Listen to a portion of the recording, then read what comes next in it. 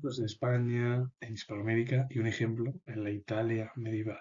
Hay que decir que Italia es la cuna del latín o de la cultura latina bueno, pues que el idioma, bueno, pues se extendió en muchos territorios europeos.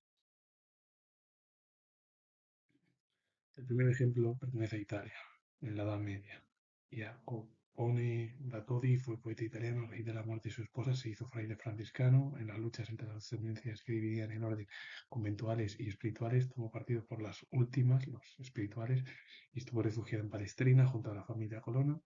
Fue hecho prisionero y excomulgado. En 1303 el Papa Benedicto XI le devolvió la libertad y le levantó la excomunión. Fue autor de laudes en dialecto umbro, algunas en forma dialogada, y la obra Esplanto de la Virgen en la pasión de su hijo Secucrito, que, bueno, pues, que constituyeron el primer esbozo del teatro sacro italiano.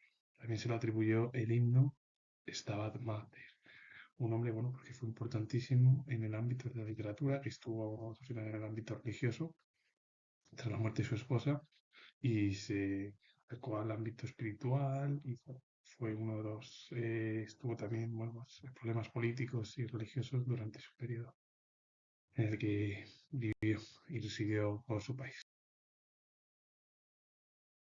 Sosostris Vitullo fue escultor argentino en 1925, Viejo París, donde trabajó con Rodin y Bourdelle. Su obra, desarrollada en piedra o madera, combinó la abstracción con el figurativo. Trató principalmente temas argentinos, leyendas populares, gauchos, cóndores, es decir, un hombre, bueno, que estuvo en Europa, en París, y ahí, bueno, pues la influencia de Rodin, Bourdelle, y es verdad que él desarrolló su obra artística en piedra, madera y también con la estación del figurativismo. Y luego, bueno, lo que trató fue principalmente temas de su país, de Argentina, leyendas populares, gauchos, cóndores. Una de las obras es Cóndor de 1949. Enrique Piñeiro fue ensayista, crítico e historiográfico cubano. Realizó sus primeros estudios en el Colegio de San Salvador, en el que más tarde fue profesor. Cursó luego Derecho, obteniendo la licenciatura en 1863. Su vocación literaria y espíritu amplio y preocupado encontraron una primera expresión en el periodismo, colaborando en numerosas publicaciones, entre ellas Brisas de Cuba, El Siglo, Revista Habanera, Noches Literarias y Revista del Pueblo. Una de las obras de Piñeiro es Poetas famosos del siglo XIX, de 1883, que se publicó en Madrid, y quiere decir que fue uno de los principales escritores en el ámbito de la isla. Y bueno, dejaron ambos huella en la edad contemporánea, en el siglo XX, artístico. He comenzado hablando del periodo en la Edad Media, en Italia, de ahí, bueno, pues he hablado de América del Sur, en la Edad Contemporánea y retrocedo a la Edad Moderna española. Josep Ferreiro fue escultor español, se dedicó sobre todo a la temática religiosa, de estilo barroco bajo apariencia neoclásica. Y la obra que se encuentra en la diapositiva es Cristo crucificado. José Martí fue historiador español, fue abad del monasterio de Belpuig de Avellanes. Y una de las obras es Diccionario de términos bárbaros o anticuados de la lengua catalana. José Martí nada tiene que ver con el poeta cubano, el poeta bueno, pues que luchó también por la independencia de su país bueno, respecto a la metrópoli española. Ambos han sido importantes en la huella de esa transición entre la edad moderna y la edad contemporánea, o principios de la edad contemporánea en España. La transición entre la edad moderna y la edad contemporánea también en Hispanoamérica. Juan García del Río fue escritor y político colombiano. Vivió en España, Chile y también en Londres y fundó numerosas publicaciones. El Sol de Chile, Biblioteca Americana, El Argos de Chile, El Mercurio, entre otras. Y una de las obras es Sitio de Cartagena en 1815.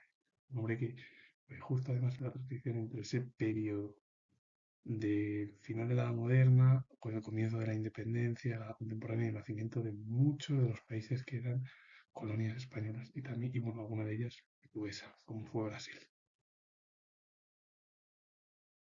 Y Nadal fue poeta y narrador peruano, considerado un innovador de la prosa de ficción y uno de los fundadores junto a José María Uren y César Vallejo de la poesía moderna en su país. La obra es La Casa de Cartón de 1928. Alfonso Rumazo González fue historiador, ensayista y crítico ecuatoriano. Hay 7 años, muerto su madre y enfermo su padre, se trasladó junto a su hermano José a la ciudad de Quito para estudiar en el Colegio de los Hermanos.